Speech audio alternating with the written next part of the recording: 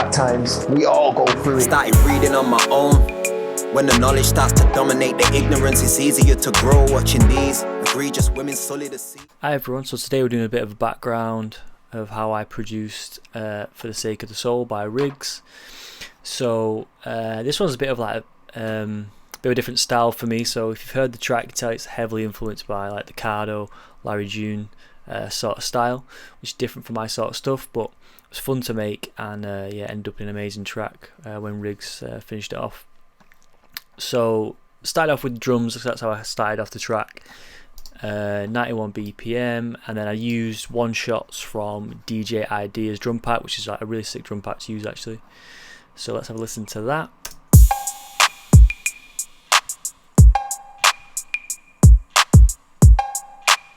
So like pretty standard for that sort of like Bay Area style.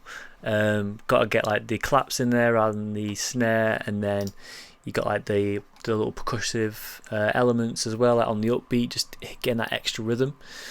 So from then on, I added the bass line onto there, which sort of like really keeps the track going, holds the track together.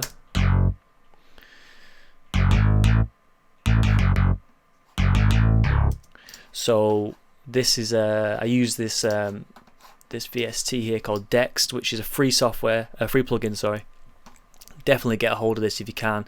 It's so it's a Yamaha DX7 emulator, super powerful.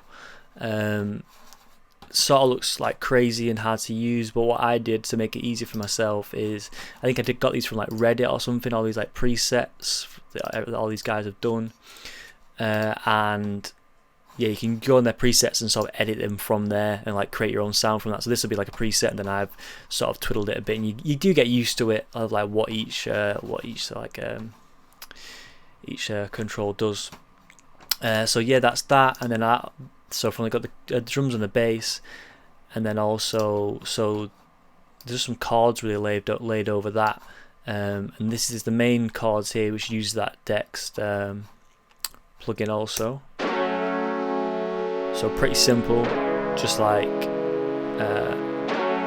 just 3 chords there.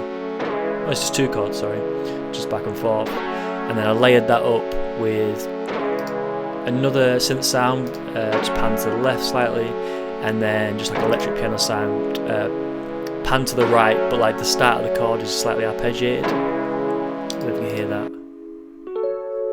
Just to add a bit of rhythm there. And then on top of that, I just laid over a little lead line.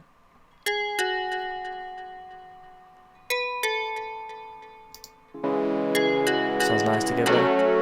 So you're adding the bass as well. And that like staccato bass is like definitely key to getting that sound. So all that added together is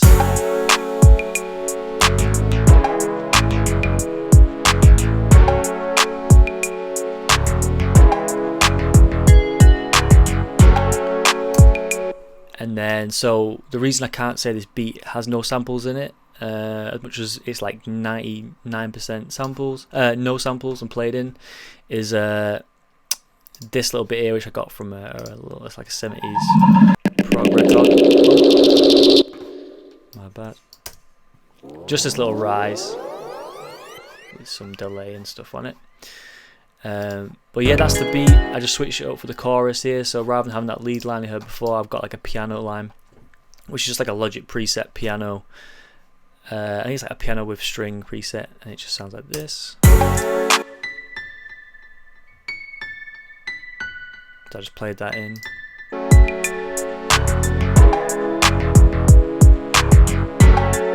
Yeah, and that's like the basics of the beat. So yeah, hopefully you've learned a few things from that. If you enjoyed it, let me know. If you want me to do more of this stuff, yeah, just give us a shout.